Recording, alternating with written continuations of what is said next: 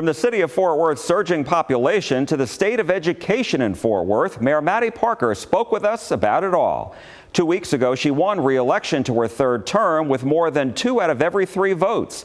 And we asked her about that and the troubles facing Fort Worth ISD. Well, I think, first of all, we've governed in a really wise way over the last 4 years. It's unique in Fort Worth. You run every 2. So oftentimes I have to remind people to go out and vote anyway because it does feel like a quick turnaround. But we're focused on the things that matter most to voters across the city of Fort Worth. You and I talked about this before. It's about quality of life for every single resident across all 350 square miles in the city of Fort Worth. It's public safety, it's infrastructure, it's parks, it's our library system, and really being smart about what it looks like to be the fastest growing large city in the country and be prepared for future growth, but also take care of the residents that are across our city today. So there's some reports that Fort Worth has already surpassed Austin, and is now the 4th largest city in the state. So how do you balance the quality of life with this surge in growth?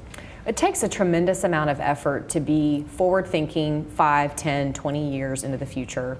But also know what the immediate needs of our residents, really keeping close to constituents, understanding what their perspective is, living here, what are the priorities for them. I just listed the ones that are priorities for me, but are also priorities across the city of Fort Worth. Being incredibly fair and focused across distributing the need across the entire city and all of our council districts, all 10 council districts across the city of Fort Worth. And then also takes coordination between state and federal partners to understand what it looks like to govern one of the fastest growing cities in the country. You know, Fort Worth is incredibly lucky. There's so much progress and prosperity happening across the city, but we also have to be really vigilant. That could go away tomorrow if you aren't well governed. As you know, the Texas Education Agency notified Fort Worth ISD recently that it may take over district operations or close the campus of the Leadership Academy at Forest Oak, the 6th grade school there. This is 5 times an unacceptable rating. What do you make of this situation? How concerned are you about this? Well, I'm concerned, and here's why. This will be a very critical time period for Fort Worth ISD over the next several months. As Commissioner Morath makes his decision, he has 2 choices that you articulated. Technically, that campus has already been closed.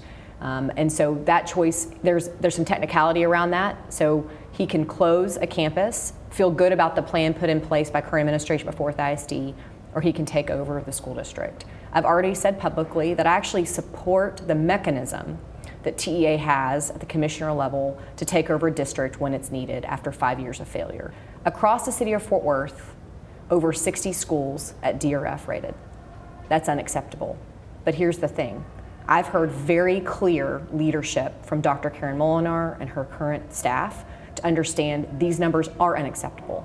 She's been talking about that openly at school board meetings for the last several months since she took over.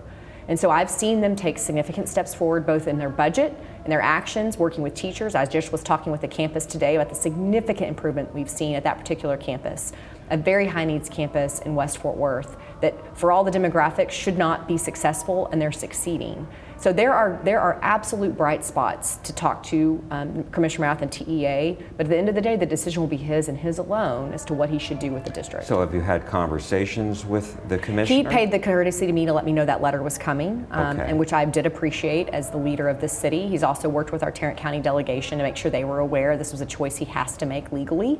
And then he'll proceed forward. So, but what was your message to him? I mean, because I hear what you're saying about supporting the mechanism and the number of campuses that are way below where they should be.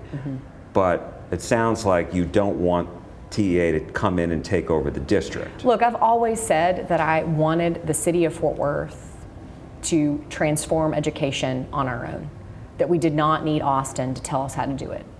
And I recognize that maybe for those that are not watching us that closely, they may not believe that's the right path. But let me be clear, at the end of the day, the decision is Commissioner Morath's, and my allegiance is to the students in Fort Worth ISD. They deserve to have an A-rated campus across every single campus in the city of Fort Worth. We deserve to have one of the best school districts, not in just the state of Texas, but across the country. So if Commissioner Morath decides that his only answer is to take over the district, I'll do whatever it takes to rally the support needed in this community to make that district successful. If his decision is actually to leave the current administration and the board in place, I'll do the exact same thing as I've said before. It sounds like you don't want him to come in and do that. Is that right? I think it's disruptive, Jack. I do. But I want to be careful in my words because I do understand why someone in his position would feel the need to make that decision. I don't want anybody that's listening to this interview to mistake that I also agree it's unacceptable. But I've also heard those same words in transparency from Dr. Karen Molinar, who has not been in the full-time leadership capacity as superintendent for that long, allowing her to lead the district forward.